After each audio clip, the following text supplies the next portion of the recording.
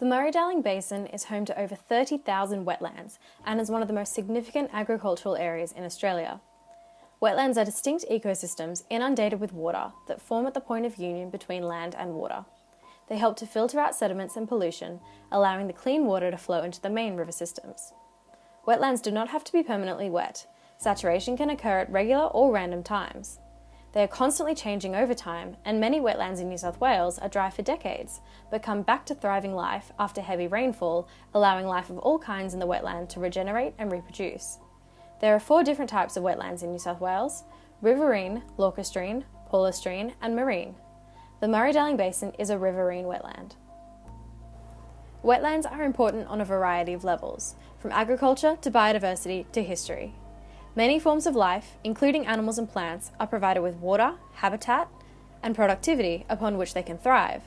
A large part of this biodiversity present is not found anywhere else. Some species rely on reduction of flood impacts, which only wetlands can endure. Wetlands are important for many primary products.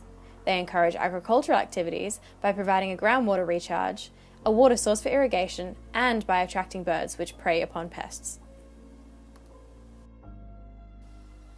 Wetlands are among the most vitally productive but threatened ecosystems in the world.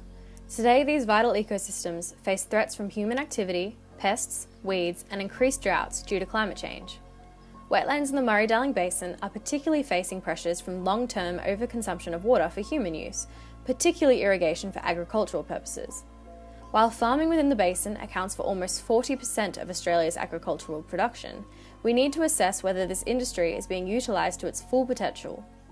Rice is known as a thirsty crop, yielding a lower value for a higher level of water use.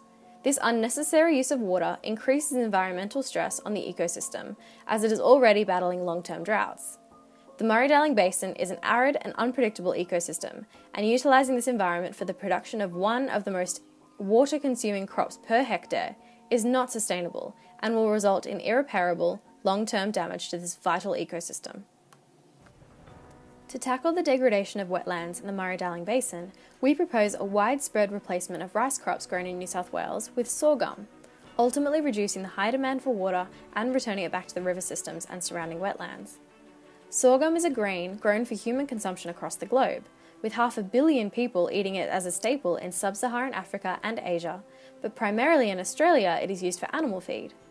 It is like rice in a number of ways, such as both being planted between September and November, and having high versatility, similar yield, and a high global market demand, making it very easy to implement as an agricultural alternative. Further, the substantial environmental benefit to growing sorghum extends to its comparatively small water consumption. It requires only 5 megalitres of water per hectare versus the 12.6 megalitres for rice, saving a total of 76,000 megalitres per year from being removed from the wetland ecosystems. Additionally, sorghum has demonstrated viability as a biofuel, potentially minimising the carbon footprint of current farming practices in combination with the restored wetland flows. Rice has consistently proven to be an unsustainable crop, particularly susceptible to the effects of drought, as exemplified by the farmers on-selling their water allocations from the basin during the past 2 major droughts in New South Wales, rather than utilising it for their crop production. We believe that through significant crop replacement, greater amounts of water could be provided back to the river systems, maintaining regular and seasonal flows, which would see the return of high biodiversity in the surrounding ephemeral wetlands that we are truly on the verge of losing.